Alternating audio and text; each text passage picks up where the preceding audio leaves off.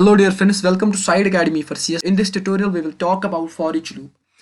For each loops your C++ में नहीं है बट जावा में इसको इंट्रोड्यूस किया गया है। फॉर ईच लूप की क्या क्या टर्मिनोलॉजी है उनके बारे में हम देखेंगे।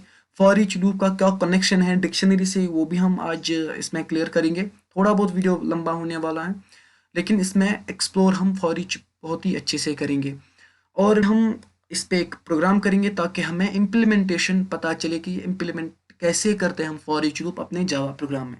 So for each loop is also called as extended for loop. You can say it hybrid for loop or enhanced for loop. Moreover, ज़्यादातर ये टर्म यूज होती है that is our enhanced for loop. But जब आप book prefer करोगे like first head वहाँ पर इन दोनों नामों का भी जिक्र एक्सटेंसिवली किया गया है। अब फॉर ईच लूप कब इंट्रोड्यूस किया गया है as we discuss about the introduction of Java, जहाँ पर हमने कुछ एवोल्यूशन के बारे में पढ़ा, थोड़ा बहुत हिस्टोरिकल पर्सपेक्टिव पढ़ा, साथ ही साथ वहां पर हमने पढ़ा जावा 2 स्टैंडर्ड एडिशन। वहां पर जब वर्जन 5.0 आया उसी में फॉर ईच आया 2005 और 2004 if I am not wrong, उसी टाइम फॉर ईच लूप का जो है वो इंट्रोड्यूस किया गया है। अब फॉर ईच लूप किन चीज़ों पे लगता है, लाइक हमारे पास कोई एरे हो या कोई कलेक्शन हो उन पे भी हम यूज करते हैं फॉर लूप। लाइक एक कलेक्शन होता क्या है, एरे क्या होता है, इनके बारे में अभी जानने की कोई ज़रूरत नहीं है। Just for the sake of understanding the for loop I have taken this example. In upcoming section we will clear array in much more depth and collections as well. तो इस टाइम आपको इसके बारे में जानने की कोई ज़रूरत नहीं है। तो फिलहाल आप ये मान लीजिए कि जो फॉर ईच लूप है वो हम यूज करते हैं ट्रावर्स करने के लिए कोई भी एरे या कोई भी कलेक्शन। अब इससे क्या फ़ायदा हमें मिला, इससे हमें ये फ़ायदा मिला कि जो हम कोड लिखते हैं वो बहुत ही आसान होता है रीड करने में। किसी को भी कोड जब आप दोगे सबसे बड़ा इम्पॉर्टेंट एस्पेक्ट है डेवलपर्स का, that is the code readability.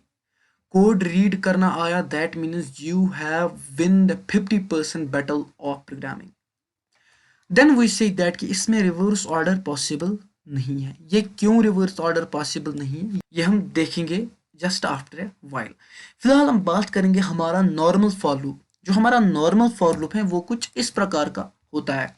वहां पर हम इनिशियलाइज करते हैं, हम कंडीशन देखते हैं, इंक्रीमेंट और डिक्रीमेंट एक्सटेंसिवली यूज करते हैं। जो डेवलपर की जो प्रोग्रामर होता है उसी तक होता है इंक्रीमेंट और डिक्रीमेंट।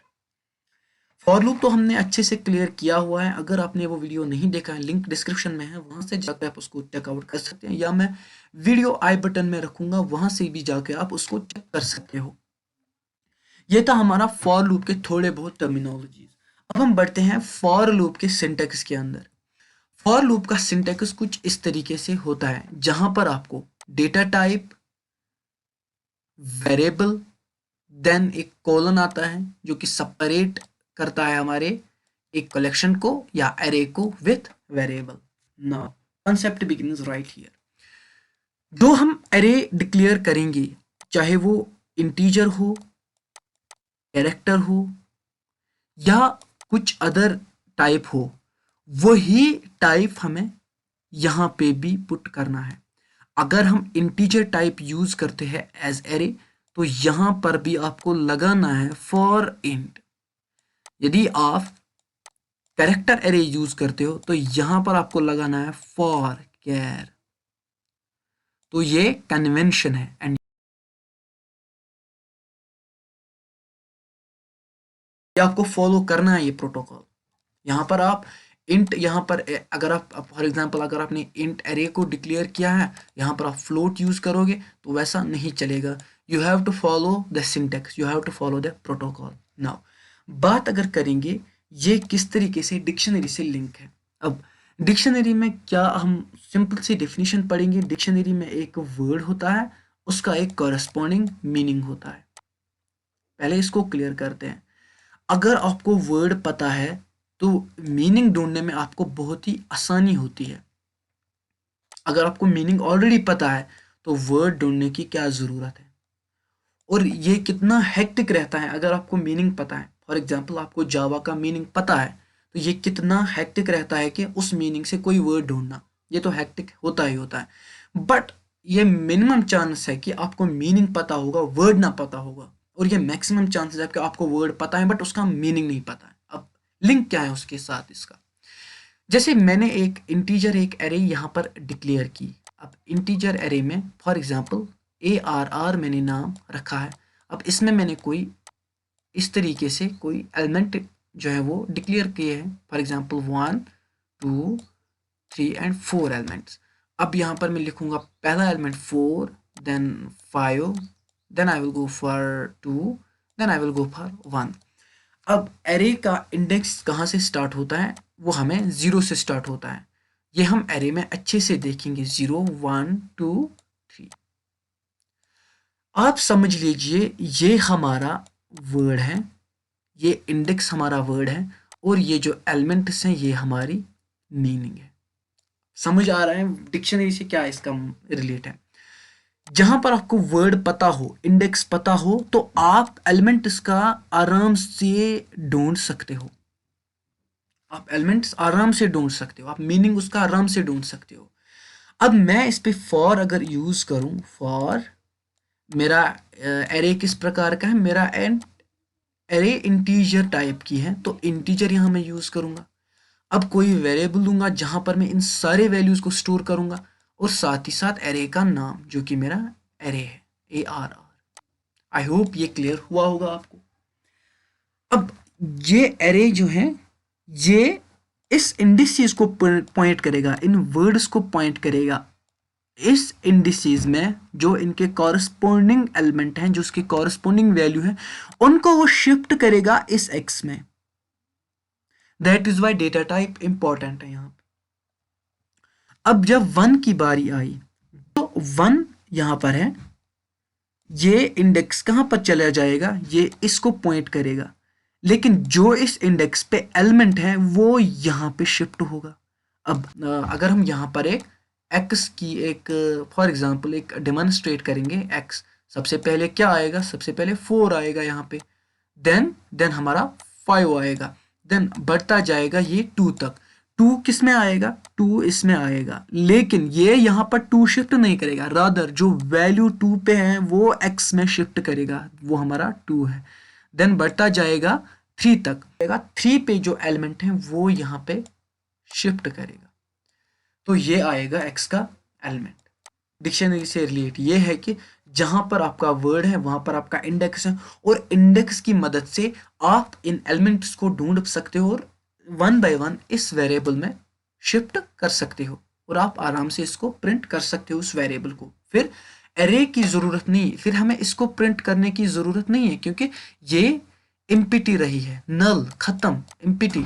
देन आपको करना क्या है, यहाँ पर ये वेरिएबल जब जब इसने सारे वैल्यूज को लिया होगा इस वेरिएबल में, तो वेरिएबल में जितने भी एलिमेंट्स हैं जो कि एरे में है, इनको प्रिंट करेगा 1 बाय 1। नाउ अब इसके फ्लॉज क्या है वो हम देखेंगे, क्योंकि सबसे ज़्यादा इंपॉर्टेंट है। प्रोज तो हमने देखा, अब कॉन्स क्या है इसके। कॉन्स इसके ये हैं कि अगर आपको 1 से लेके 10 तक फॉर एग्जांपल लूप चलाना है, और आपको 1 से लेके 10 तक अपने एलिमेंट्स को प्रिंट करवाना है, तो नॉर्मल लूप से ये सब पॉसिबल था कि एक डेवलपर खुद ही इंक्रीमेंट और डिक्रीमेंट कर सकता था और खेल खत्म। लेकिन फॉर ईच लूप में ये पॉसिबल नहीं है। फॉर ईच लूप में आपको एरे क्रिएट करनी पड़ेगी 1 से लेके 10 तक, देन आप उस एरे को फॉर ईच से यूज कर सकते हो। रिवर्स इसमें पॉसिबल नहीं है। नॉर्मल फॉर लूप में माइनस माइनस होता था, 10 से लेके 1 तक आपको जाना था, तो आप 9 9 8 7 टिल 1 तक जा सकते थे। लेकिन फॉर ईच लूप में ऐसा पॉसिबल नहीं है, क्योंकि इसको बाय डिफॉल्ट बनाया गया है इंक्रीमेंट के लिए, तो ये ओनली इंक्रीमेंटर है, डिक्रीमेंटर इसमें पॉसिबल नहीं है। अब आपको करना क्या है, सपोज फॉर एग्जांपल आपको नाम प्रिंट करवाना है 10 बार, जैसे हम नॉर्मल रूप से करते आ रहे हैं। ये नाम भी आपको पुटअप करवाना है एरे में, तब भी आप इस पे फॉर ईच यूज कर सकते हो, नॉर्मली फॉर ईच में यूज नहीं कर सकते हो। और इसमें कंडीशन भी नहीं आप दे सकते हो, आपको कहाँ तक चलना है, क्या करना है, कब तक चलना है। ये बाय डिफॉल्ट जब एंड होगा ना इंडेक्स, ये बाय डिफॉल्ट वहां तक चला जाएगा। तो ये है for each loop. I hope ये थ्योरेटिकल पर्सपेक्टिव आपको समझ में आया होगा। तो प्रोग्राम कुछ इस तरीके से लिखा जाता है फॉर ईच में। सबसे पहले आपको करना क्या है, आपको अपनी एक एरे डिक्लेयर करनी है। एरे का डेटा टाइप इंट है, तो जब आप फॉर यूज करोगे तो फॉर में भी वेरिएबल इंट टाइप का होना चाहिए। जैसे कि मैंने बोला, ये जो ARR है ये इंडेक्स के एलिमेंट्स को उठाकर इस आई में डालता जाएगा, फिर इस आई को प्रिंट करेगा।